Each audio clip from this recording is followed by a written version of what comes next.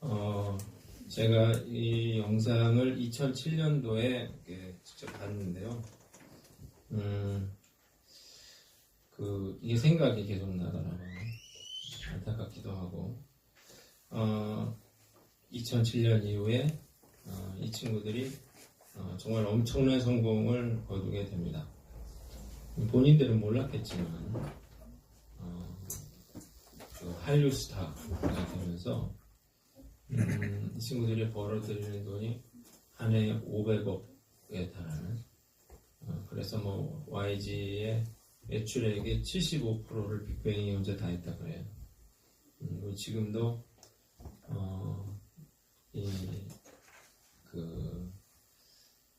대부분 수익을 이렇게 감당을 한다 그러는데, 그 뒤에 뭐 빅뱅이 이어서 뭐 아이콘이라든지 위너 이런 팀이 나왔는데, 실제로 돈이 되는 거는 빅뱅이었다고 합니다. 그런데 한 명을 제외하고 거의 모든 멤버들이 여러 무리를 일으켰는데, 그래서 은퇴를 하고 팀이 거의 이제 해체 상태에 있습니다. 저는 요즘에 우리 사회에서 일어나고 있는 여러 가지 사건들을 보면서 무엇보다 당황스럽다는 생각을 하게 됩니다. 정말 어제까지 막 갈채를 받고 성공 과도를 달리던 사람들이 어느 한순간에 무너져 내리는, 모든 것을 다 잃어버리는 이런 걸 보면서 참 세상 허무하고 무섭다는 생각을 하게 됩니다.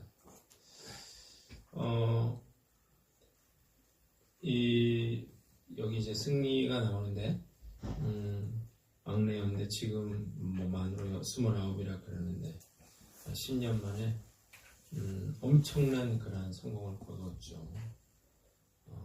그런데 한순간에 나락으로 떨어지고, 그와 연관된 모든 사람들까지 다 무너져 내리는 그런 상황에 처하게 됐습니다.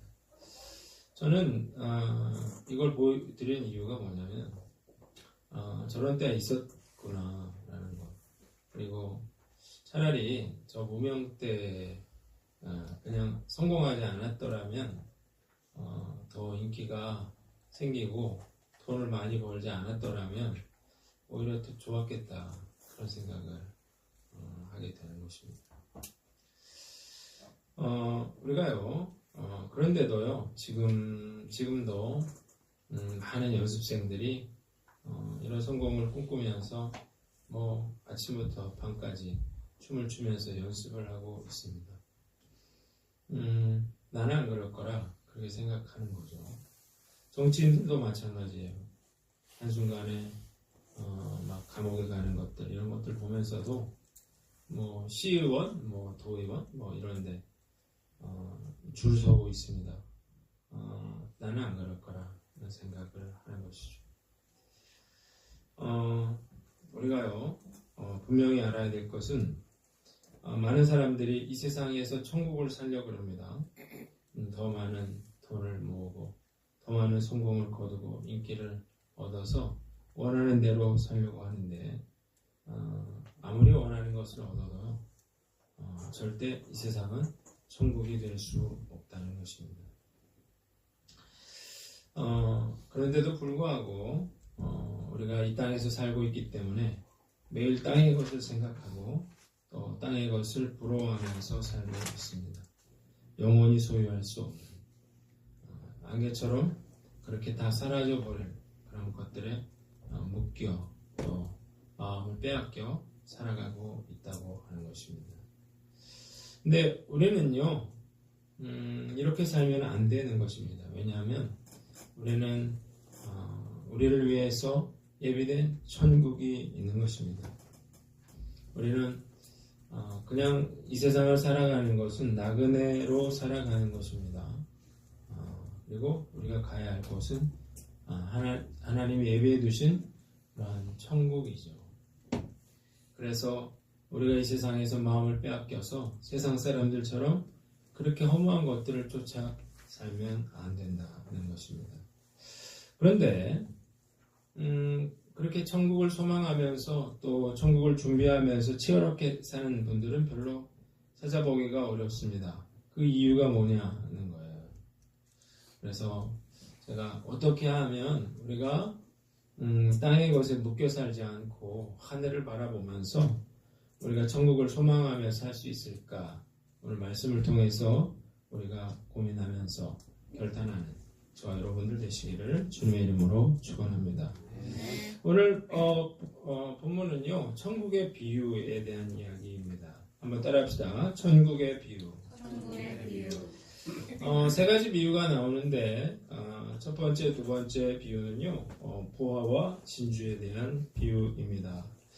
예수님이 천국을 뭐에 비유했냐면 밭에 가면 주인 보화, 그리고 극히 값진 그런 진주로 비유를 했어요. 44절을 보면 천국은 마치 밭에 가면 주인 보화와 같다고 했고, 그리고 45절에 천국은 마치 좋은 진주를 구하는 장사와 같다 그랬어요. 왜 예수님이 천국을 이런 밭에 가면 주인 보화라고 했는가? 극히 가치 있는 그런 진주라고 했는가? 이 천국은요, 이 세상의 어떤 것과 비교할 수 없을 만큼 그만큼 가치 있고 좋은 것이기 때문입니다. 우리가요, 짧은 인생 살다가 우리가 죽으면 우리는 이제 천국 갈 사람은 낙원에 가고 그렇지 못한 사람은 음보로 갑니다. 그리고 예수님이 재림하시게 되면 다 부활해서 그 예수님이 세상을 심판하시고 그리고 새하늘과 새 땅에서 살아가게 되는데 그것이 천국인 것입니다. 요한계시록에 천국에 대한 이야기가 나옵니다. 이걸 보면은 천국이 완전히 이 세상과 다르지는 않은 것 같아요. 천국에도 하늘이 있습니다. 땅이 있습니다.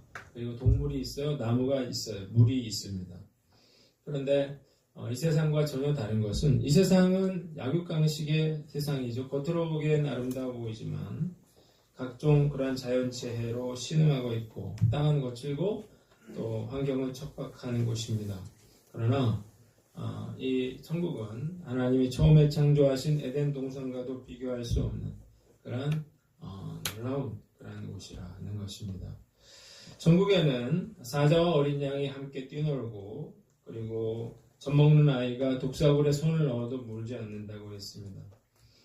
어떤 동물이든 서로를 해치지 않고 자유롭고 화목한 곳이 바로 천국입니다. 천국에는 아픈 사람이 없어요. 병든 사람이 없어요. 늙은 사람이 없습니다.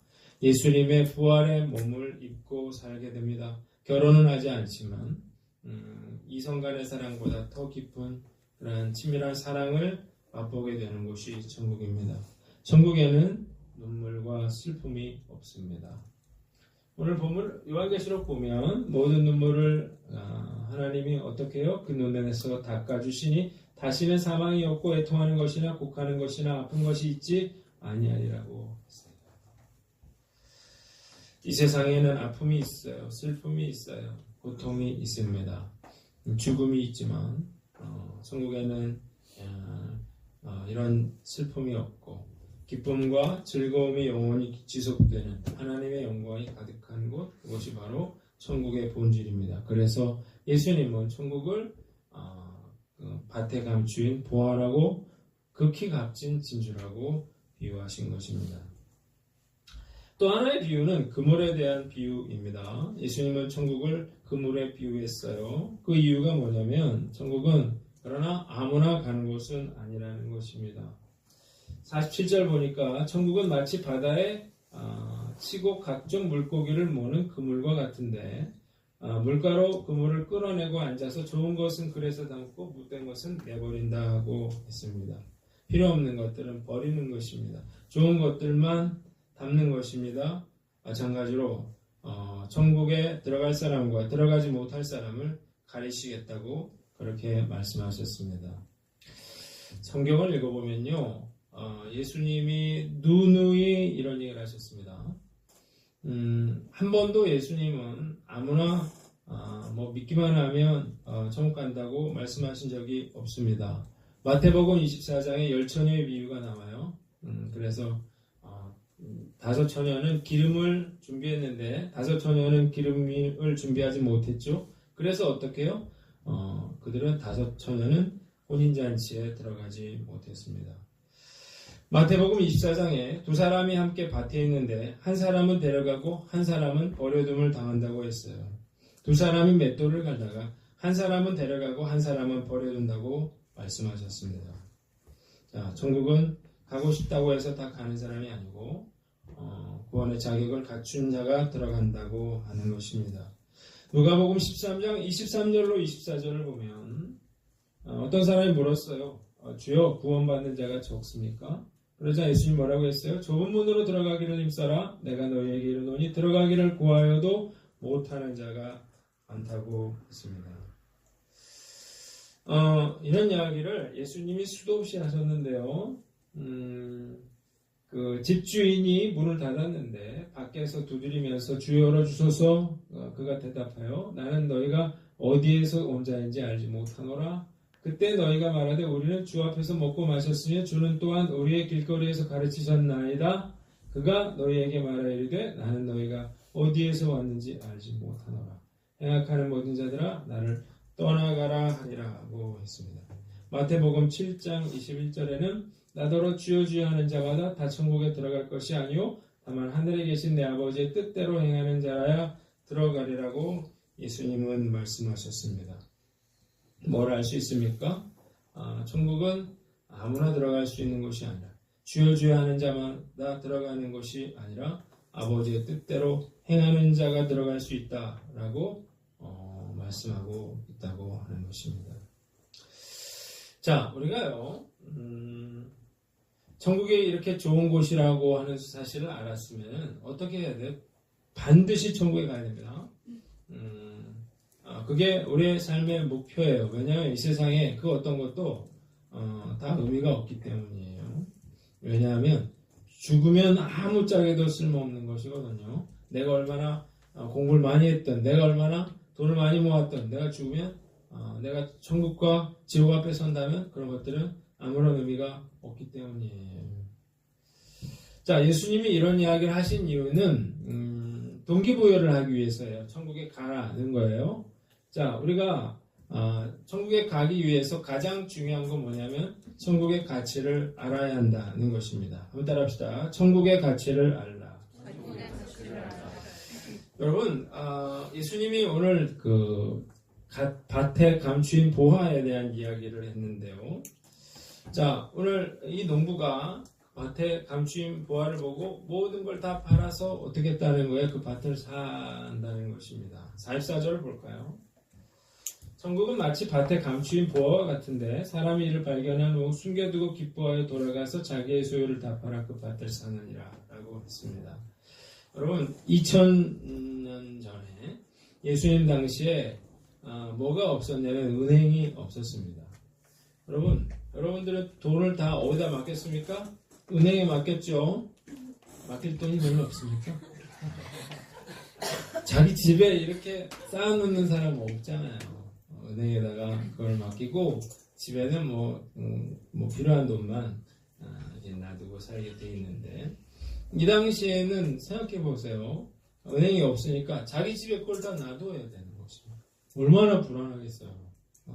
금은 보화가 있는데 그거 누가 시건 장치가 지금처럼 잘 돼 있는 것도 아닌데 와가지고 훔쳐가면 도둑 맞으면 어떡하겠어요.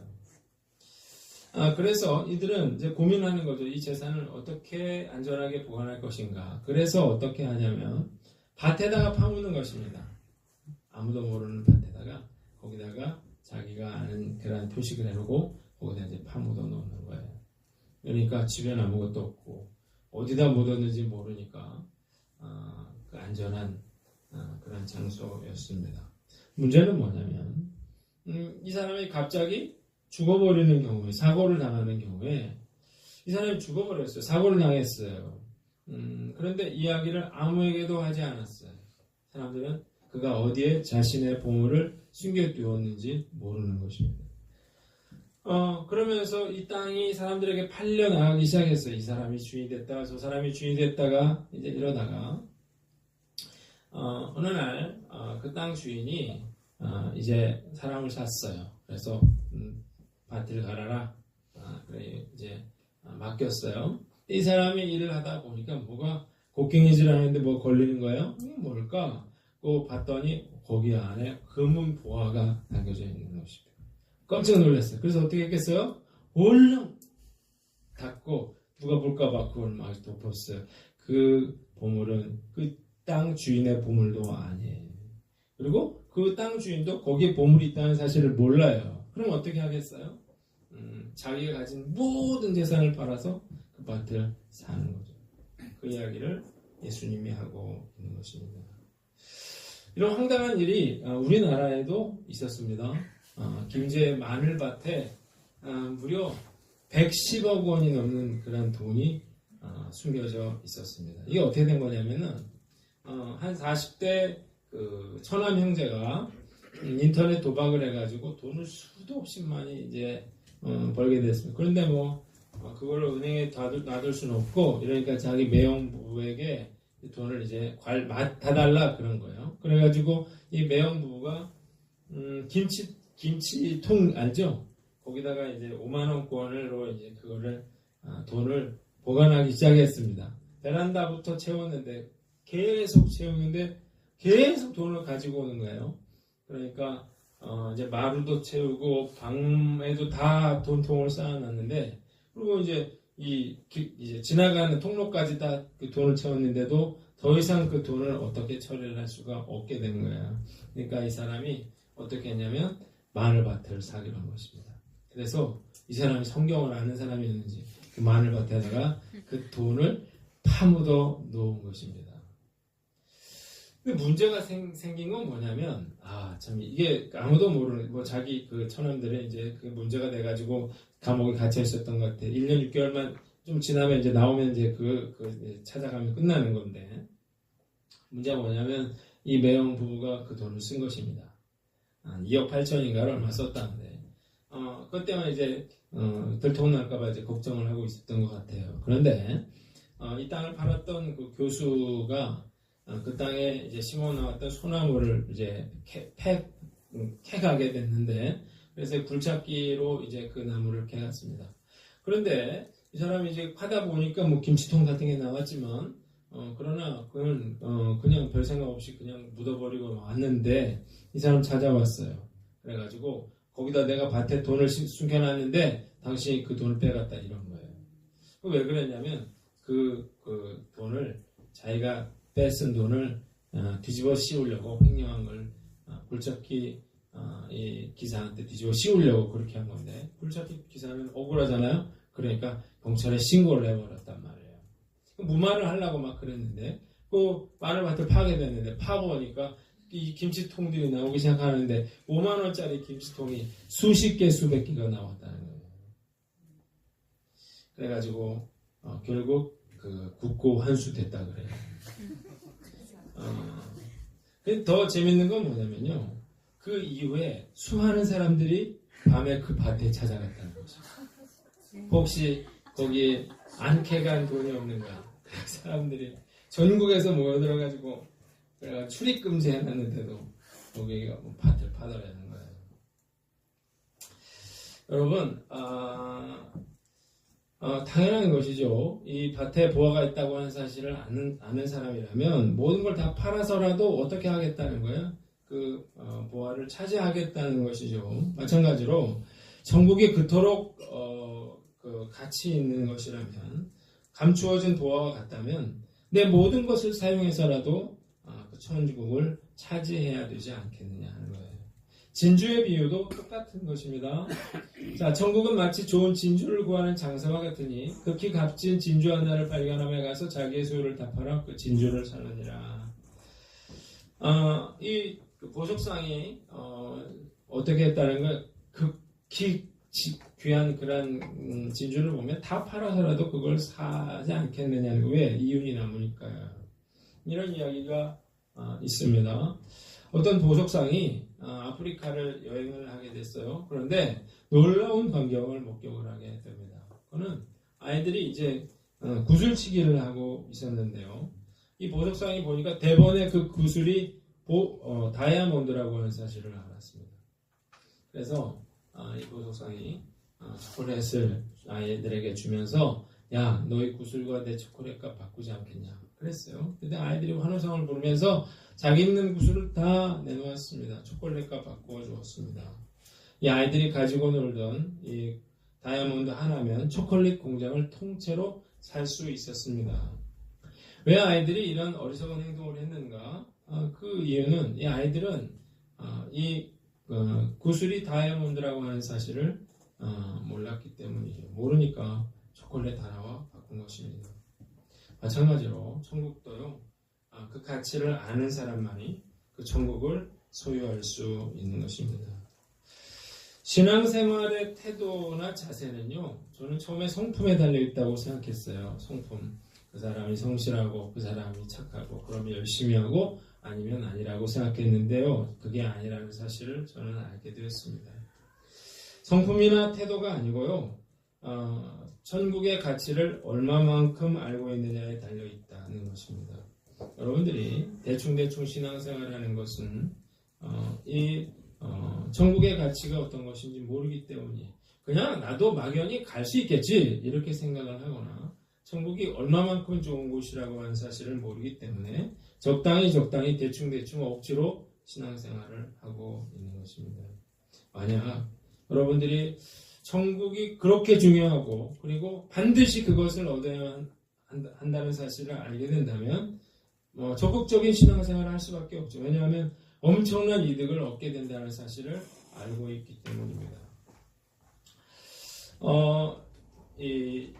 예전에 김동호 목사님이 이런 이야기를 했습니다. 아들 셋인가 있었는 것 같은데 그 막내 아이가 제일 먼저 배운 말은 100원이라는 말이었습니다.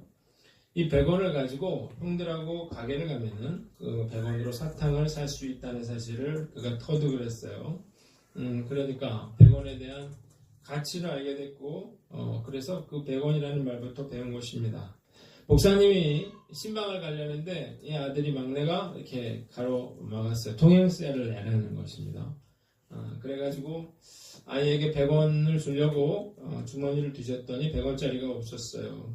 마침 500원짜리 동전이 있길래 너 참 수지 맞았다 이렇게 생각하고 아이에게 500원을 주었습니다. 그러자 이 아이가 그 손바닥에 500원짜리 올려놓고 고민하는 것입니다. 이게 돈인가 아닌가. 분명히 100원은 아닌데 의심을 하고 있는데 그 아빠가 그게 웃으니까 웃었단 말이에요. 그러자 이 아이가 500원짜리 동전을 방바닥에 던지면서 외쳤습니다. 100원 주라니까. 이때 큰아이가 들어왔어요. 이걸 보고 야 그거 500원이야 500원 100원짜리 5개야 설명을 해줬어요. 그런데 이 아이는 무슨 뜻인지 도대체 알 수가 없었습니다. 단지 100원을 외칠 뿐이었습니다. 500원의 가치를 모르기 때문에 100원에 집착할 수밖에 없는 것입니다. 여러분 많은 사람들이 이렇게 산다는 것입니다. 천국의 가치를 모르기 때문에 땅에서 벗어날 수가 없고 땅을 버릴 수가 없는 것입니다. 이 땅에서 벗어날 수 있는 유일한 길은 하늘을 봐야 되거든요. 그래야만 이 세상의 어떤 돈이라든지 세상의 즐거움이라든지 이런 것으로부터 자유할 수 있는데 그 천국의 가치를 모르기 때문에 아직도 세상의 것들을 허무한 것들을 쫓아 살아가고 있는 것입니다. 만약 우리가 천국의 가치가 어떤 것인지를 안다면 우리는 더 이상 이 세상의 것에 연연하지 아니하고 우리가 천국을 소망하며 살아갈 수 있는 것입니다. 사도 바울이요 이걸 알았어요. 그게 천국의 가치를 알았습니다. 그래서요 그는 자신의 학벌이라든지 자신의 지위라든지 명예라든지 이런 것들을요 배설물처럼 여겼습니다. 그리고 그는 생명을 다하여 복음을 전하면서 살았는데요.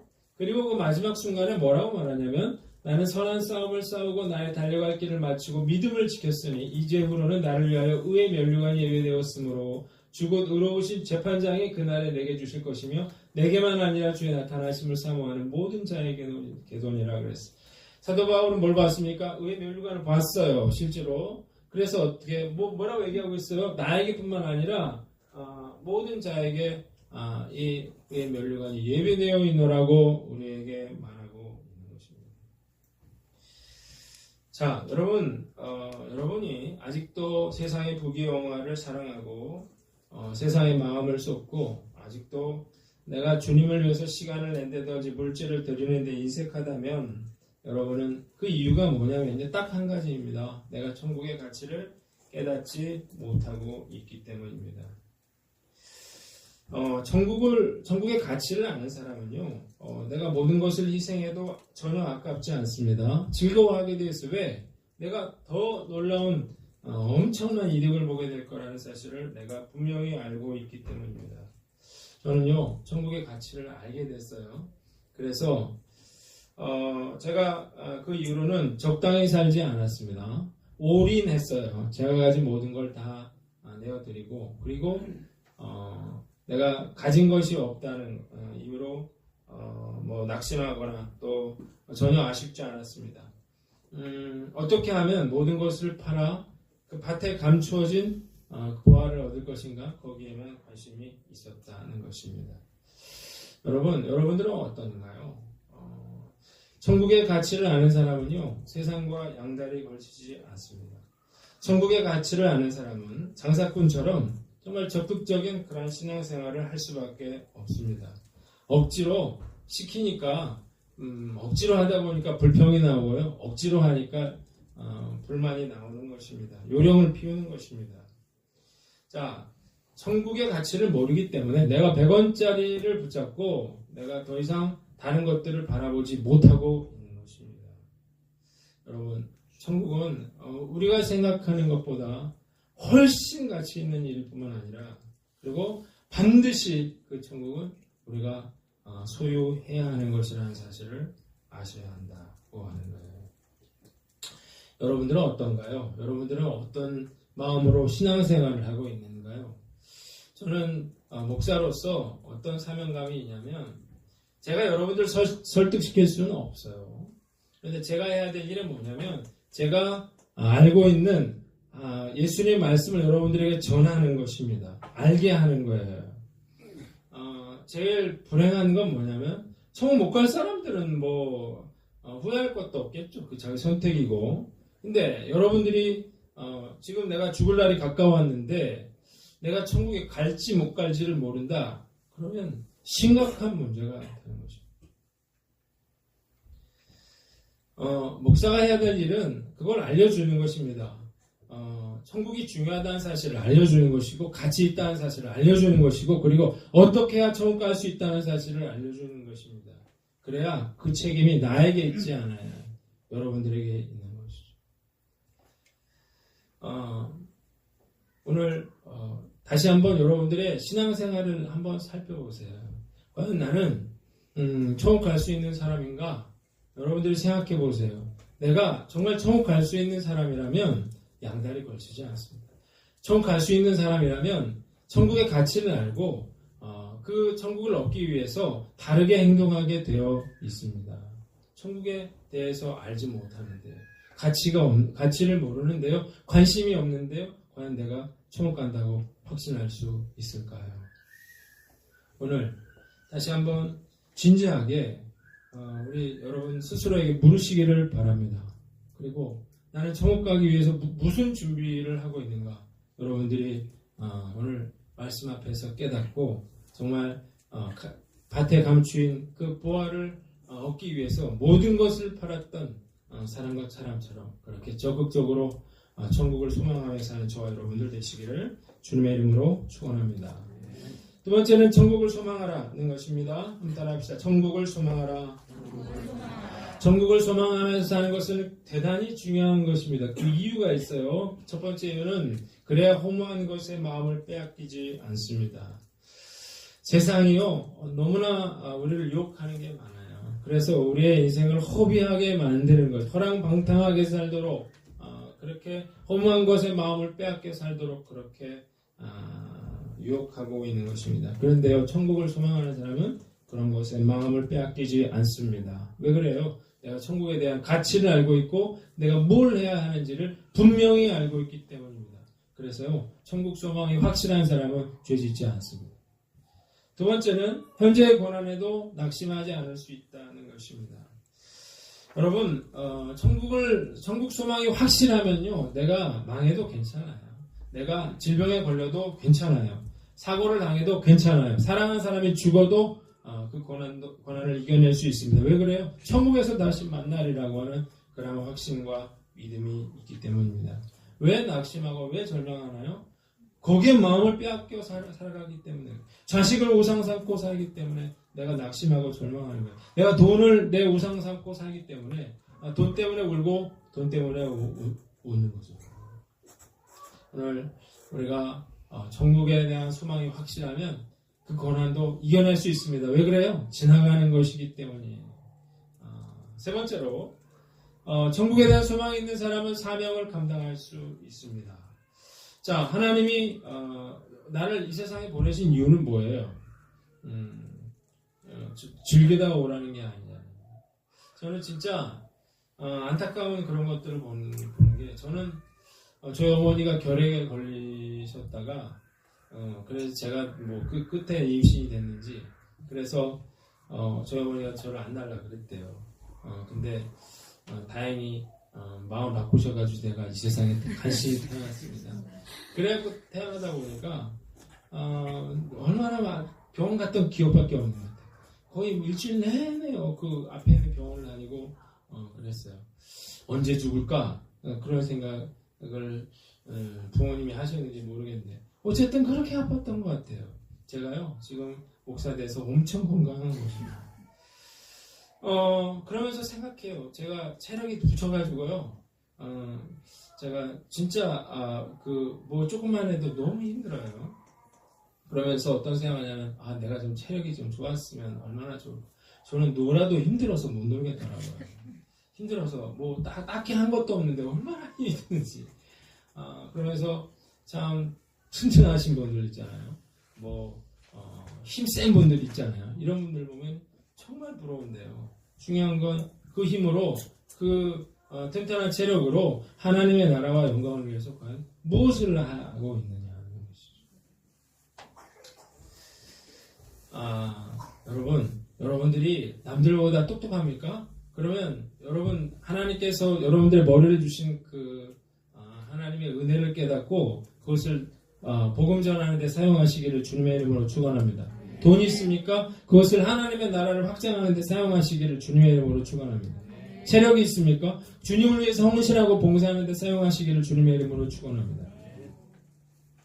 결산할 때가 온다. 예수님이 넌 나를 위해서 뭘 했느냐 물으실 때가 온다니까요. 그러면 주님을 위해서 제가 한 게 없습니다. 물론 부끄러운 구원을 받을 수 있습니다. 분명히 있습니다. 십자가의 강도도 구원 받을 수 있어요. 그런데 내가 구원 받을 수 있을지 없을지는 누가 알겠어요. 오늘 내가 천국을 소망하는 마음으로 삶을 감당하시기를 주님의 이름으로 축원합니다. 마지막으로 천국을 전하라는 것입니다. 한번 따라합시다. 천국을 전하라. 세상 사람들은 이 사실을 아무것도 몰라요. 일도 모릅니다. 그리고 그저 무엇을 먹을까, 무엇을 마실까, 무엇을 입을까 관심을 쏟고 있다가 어느 날 갑자기 쓰러져서 병원에 가서 그리고 어떻게 해요? 죽음을 맞이하게 됩니다. 두려움 속에서 여러분들 저는 많이 봤어요. 그 두려움 속에서 죽음을 준비하십시오 라고 의사가 말했을 때 그 두려운 눈을 저는 잊을 수가 없어요. 그때 가서 뭘 설명할 수 있을까요? 너무 안타까운 마음이 들어요. 그럴 때 영접 기도를 하러 제가 가요. 요청을 받고 가서 설명을 해드리고 복음에 대한 이야기하고 그리고 동의하시면 눈을 깜빡이시라든지 뭐 그런 이야기를 해요. 어쨌든 그렇게 하고 돌아옵니다. 그분이 천국 갈지 안 갈지는 저도 잘 모르겠어요. 그러나 여러분 이건 너무나 위험한 것이잖아요. 사람들은 그걸 몰라요. 우리는 그 사실을 알려야 할 책임과 의무가 있습니다. 제가 그랬죠. 전하지 않으면 내 책임이라 그랬는데 여러분도 마찬가지예요. 여러분도 알고 여러분들이 전하지 않으면 그 책임을 여러분들에게 묻겠다고 분명히 하나님은 말씀하셨습니다. 그 사람이 안 믿는 건 그 사람 책임이지만 전하지 않아서 그 사람이 몰라